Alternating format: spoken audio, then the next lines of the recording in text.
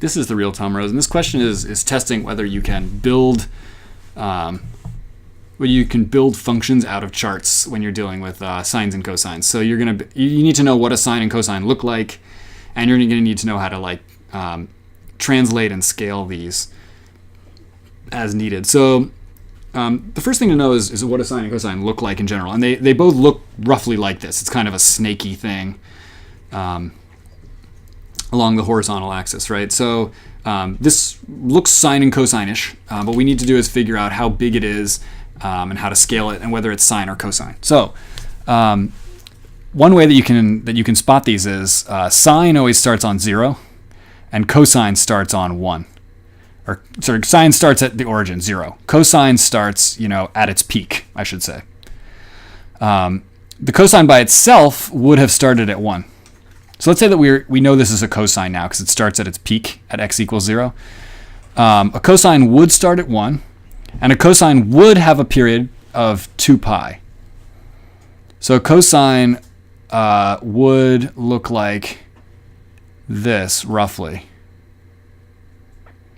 Right, so over 2 pi, it would do a single full squiggle and be back up at its peak. Now what we want to do is we want to make sure that this is, so the orange, the one that I just drew, that's cosine of x.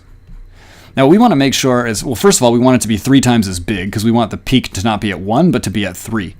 So let's do the following. So in blue, we'll do 3 cosine of x, which will have the same period, but now it will be 3 times bigger. Right, so that's what happens when you multiply by 3. Just like however far you are from the x-axis, is you're always 3 times further if you multiply by 3. It's as simple as that. But we need to fix the period. So what we can do is, first of all, inspect the period. How far off from the regular period are we? So the regular period is it takes 2 pi to do a full cycle. In this particular chart, we actually have, count the cycles. We have 1 peak, 2 peaks. We have exactly 2 peaks in the time we should have 1 peak. So this is going, you might say, twice as fast, or the period is half as long. So the way that you double the period, the way that you have the period, or double the rate of peaks, is by multiplying the variable inside by 2. So let's say in purple, we're going to multiply 3 cosine of 2x.